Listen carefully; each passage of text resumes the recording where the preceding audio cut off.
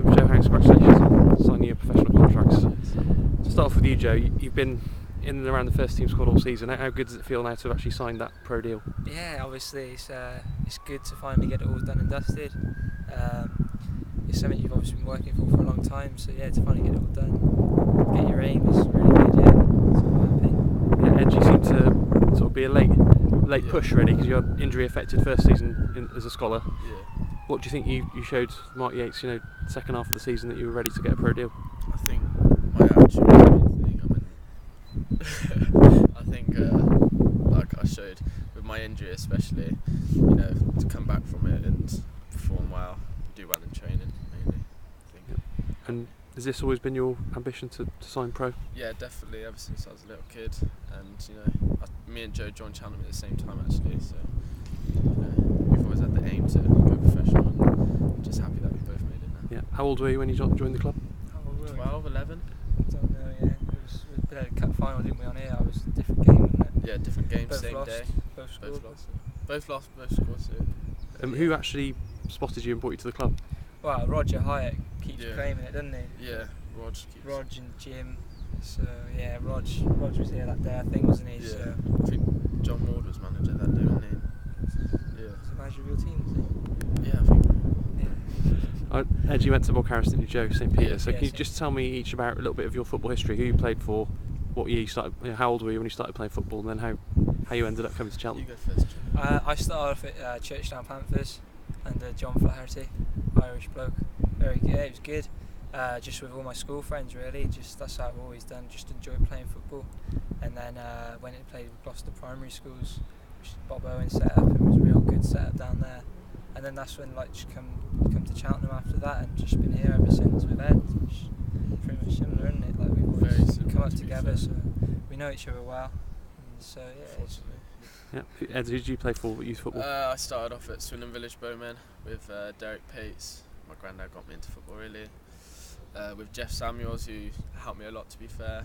And then from there, I come on trial with Cheltenham, and I've been ever since really. Yeah. So it's been an interesting season for you, Joe, because you probably haven't actually played as many games as you'd like, would you? Because you've been more with the first team than you have the youth team. But I know you spent a lot of time working in the gym and that sort of thing. So do you think this year has been for you trying to bulk up, ready for next season? Yeah, like obviously I haven't played as many games, but I wouldn't change it for one bit. Like obviously I've been around the first team squad, like going to the away games, seeing what it's all about. So yeah, it's been good. And then obviously when I have played, like, obviously it's a bit getting the match fitness up, but I'll be fine. Like I'm looking forward to next year, hopefully playing more games and see what happens. But yeah, no, it's been a good year. Yeah, I know we've spoken about it before a couple of times, but how good was it to get on?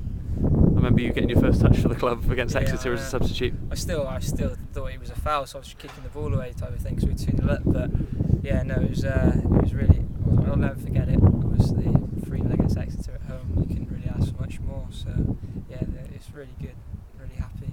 Yeah, Ed, everyone knows how difficult it is to make a step up now from being a good youth team player to being a professional who's threatening to get in the team. Is there anyone you can use as sort of inspiration now that's done it and bridged that gap? Because it is such a difficult step up, isn't it? Yeah, I think everyone in the team, they show you, how to the attitude that you have to have in training to, put 100% in every day, and I think a lot of the players, show me how you have to be and to get into the team and how hard it is, and you just what you can do is do your best. Yeah, is anyone in particular who's taken them under your wing? Because I know Joe has told me that a lot of the midfielders have been helping him throughout the season. Sam Deering, Marlon this year's kind of took me under his wing, and we do a few extras together, a lot of finishing together after training and stuff like that. So yeah, it's good.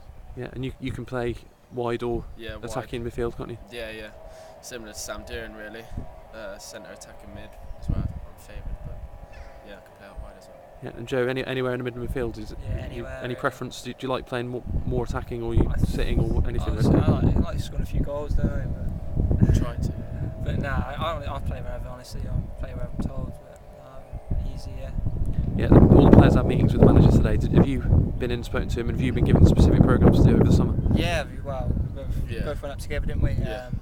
Working with Ian Hutton, obviously I think you know quite a bit about now. He's really good. I've been working with him for quite a few months now, and he's a good, real good bloke, and we're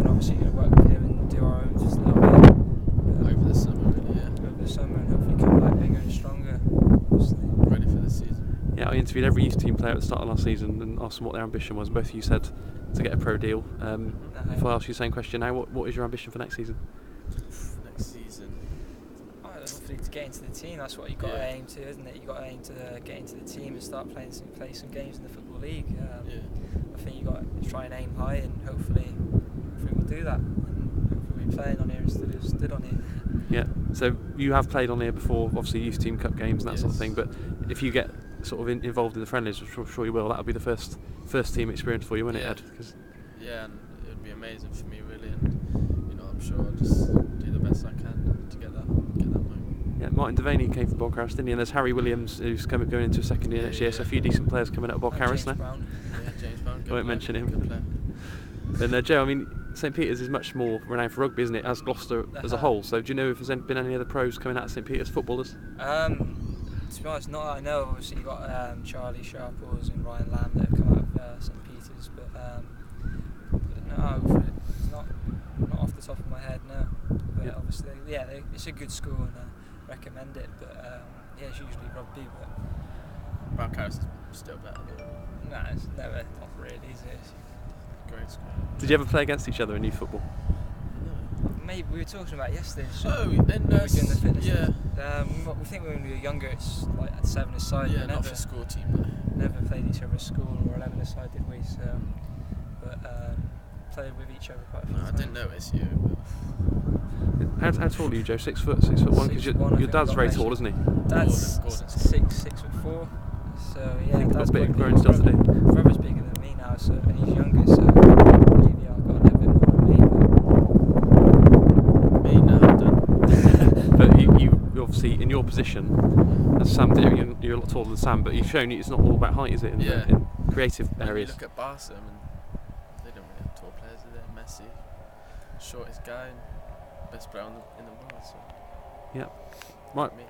Well, anything else to say? Any final comments? Nah, just looking forward to it Yeah. now. Obviously, season. I don't know what to do myself now. The season's over. I was starting the gym, but Do you actually have a specific time that you're supposed to sort of give yourself a bit of a rest and then get back into it, or you just go straight into training now? well, into we're at the gym tomorrow, aren't we? Yeah, yeah. But Wes is like spoke to and said, look, have a little bit of a break and enjoy that, because obviously you don't want to. And Jason Murphy said, didn't he? He said you don't want us going back and then dying off straight away. So Not to we'll have overdo it, but we'll have to like think manage about it. Yeah, manage it correctly and that. But yeah, we'll Yeah. work it out. And do you think being a pro will help you get a car or learn to drive? I'll do his theory first. yeah, I've got to do my theory and don't get in a bus every day. So. I think he's secretly failed his theory a few times, but hasn't told anyone. So. Not true. Rumours. Ed, final question for you. I mean, Mark Buckland lived in Clyde Crescent, played for Cheltenham. I think that's probably about as local as you can get. But in the professional era, I don't think anyone's come as close as you, because you live just down the road, don't you? Road, yeah. But yeah, it's mad. Like, I remember coming here, like watching games and finally getting a pro contract. It's a great feeling. Yeah, brilliant. Cheers. Good luck for next season, boys.